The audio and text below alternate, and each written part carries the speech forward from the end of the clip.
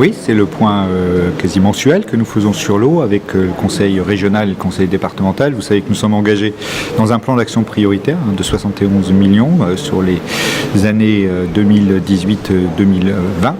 Et donc nous faisons le point sur l'avancée des 34 opérations qui sont prévues dans ce plan d'action prioritaire.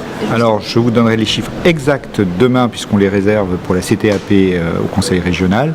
Mais je peux dire qu'on a bien avancé, surtout bien avancé depuis la dernière réunion du mois de novembre, parce que nous avions pris, c'est vrai, un petit peu de retard, enfin ce qui pouvait sembler être un petit peu de retard, parce qu'il fallait beaucoup d'études préalables avant le lancement des travaux. Et là maintenant on va passer dans la phase d'accélération au premier trimestre et au deuxième trimestre 2019. Oui, les choses restent toujours très compliquées. Je vous rappelle que quand même notre objectif, c'est d'éradiquer les tours d'eau, en tout cas de les diminuer, là de manière assez rapide. Mais on a eu ce grand débat là pendant cette réunion. Vous savez que les réseaux sont très interconnectés. Et donc, il se peut qu'on fasse des travaux sur une partie de réseau et puis qu'on a une détérioration un petit peu plus bas. Et que la solidarité, qui est la base aussi des tours d'eau, fasse que pour autant, c'est pas parce qu'on a réparé un linéaire de tuyaux, par exemple là sur les grands fonds, c'est 17 km là qui vont être livrés prochainement, que l'on a une amélioration à l'autre bout des tuyaux, c'est-à-dire sur Saint-François. Donc voilà, c'est toute cette mécanique. J'ai posé la question aussi aux techniciens de savoir si on pouvait savoir maintenant combien de foyers avaient moins ou plus, etc. et tout. Et c'est quasiment impossible à faire. Mais ce qui est certain, c'est que plus on va avancer dans les travaux, plus on va avoir les chantiers qui se développent, plus, j'espère, en tout cas, l'eau reviendra de manière plus régulière. Ils ont pour la plupart voté, et puis on est avec eux aussi, vous le savez, dans la négociation des contrats de transition, et dans ce contexte-là, eh bien, il faut aussi qu'ils financent leur quote-part, qui était, je vous le rappelle, de 5 millions d'euros pour l'ensemble des EPCI et des opérateurs. Ça avance, c'est-à-dire c'est une réunion, on a prévu de se voir une fois par mois, et je crois que c'était important, après le mois de janvier, de se voir aujourd'hui, pour voir l'avancée des travaux, pour voir à quel point nous en sommes, qu'est-ce qu'il nous reste à faire, et comment rassurer la population pour dire que nous sommes en train de bien travailler. Les études sont faites quant au projet qui nous intéresse, nous. Nous sommes en train de finir les études parce que c'est assez long. Il faut être méticuleux, il faut être concis et précis avant d'attaquer les travaux. Et puis nous allons donc donner les ordres de mission d'ici le début du mois de mars. Nos travaux seront finis fin 2019 ou début 2020, de façon à ce que nous ayons bouclé ensemble, je crois, les 71 millions dont nous parlons. Et c'est vrai, il y aura l'après. Donc là aussi, cette réunion nous permet de déjà nous poser un certain nombre de questions. Que faisons-nous après? Quelle est la transition entre le moment où nous aurons fini les 71 millions et le projet certainement un peu plus global pour continuer à améliorer la distribution de l'eau et la production. Ça progresse, mais je crois que c'est surtout parce qu'on explique à la population. La population n'est pas, je dirais, devant un bloc où on se dit ils font leurs affaires et on ne nous dit pas.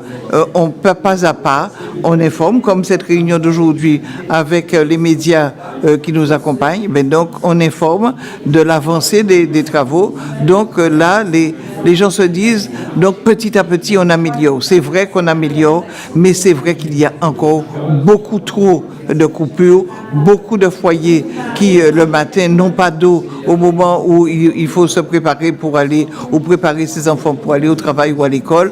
Je crois que là encore, nous avons amélioré, nous avons aussi à continuer à communiquer pour que nous soyons en lien avec la population pour leur dire que vaille, mais nous sommes conscients de tout le chantier qui nous reste. C'est un chantier immense parce qu'à côté des réseaux que nous sommes en train de rénover, de remplacer, il y a à chercher aussi les fuites, à les identifier et à aussi trouver comment les financer. Donc tout cela, vous voyez, c'est un chantier global, mais c'est un chantier qu'il faut avec courage, avec détermination, avec rigueur, embrasser et aboutir, arriver jusqu'au bout. Il faut obligatoirement que tout le monde soit sur le pont. La CSBT passe un moment difficile actuellement, donc nous attendrons. Il y aura une nouvelle équipe peut-être, il y aura un nouveau président puisque Madame la présidente a démissionné, donc nous attendrons et nous verrons comment accompagner, parce que je prends par exemple, nous avons construit les 2 usines pour la CSBT. Les 2 usines n'ont pas encore été réceptionnées, mais cependant, elles sont en service et je les ai mises en service et elles distribuent l'eau à Baïf. Nous avons aussi fait des travaux sur Gourbert. Là aussi, il y avait des réseaux à rénover ou à mettre en place en prévision d'une amélioration. Je l'ai fait à la place de la CSBT parce que je pense que la solidarité, ce mot qui m'accompagne tous les jours, doit être encore présent dans nos actions et je crois que on avance en Guadeloupe, on avance parce que on a pris conscience de l'importance d'être ensemble, de réfléchir ensemble, de travailler ensemble. Cette réunion a été l'opportunité d'une rencontre avec l'ensemble des partenaires, à savoir l'État, le département et la région Guadeloupe. Nous avons effectivement fait le point sur l'ensemble des travaux, qu'il y a des travaux qui ont déjà commencé, d'autres qui ne le sont pas parce qu'il a fallu mettre en place des bureaux d'études, il a fallu faire le calcul, les propositions, les marchés. Donc c'est vraiment une procédure administrative qu'il fallait mettre en place.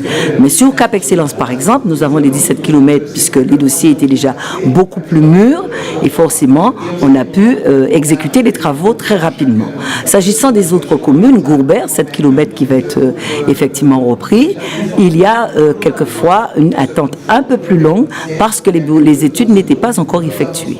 La solidarité joue, mais aujourd'hui, on parle global et nous savions qu'il y avait certaines communautés d'agglos qui ne seraient pas en mesure d'assumer ces investissements. Et c'est bien pour ça que ce soit le département ou la région Guadeloupe, on s'était substitué à eux en étant la maîtrise d'ouvrage. Ça progresse, on a su agir en urgence sur les points sensibles et qui permettaient d'avoir une répercussion immédiate sur le consommateur. L'après, il y a donc le contrat de transition et nous étudions ensemble aussi la possibilité d'aller plus loin.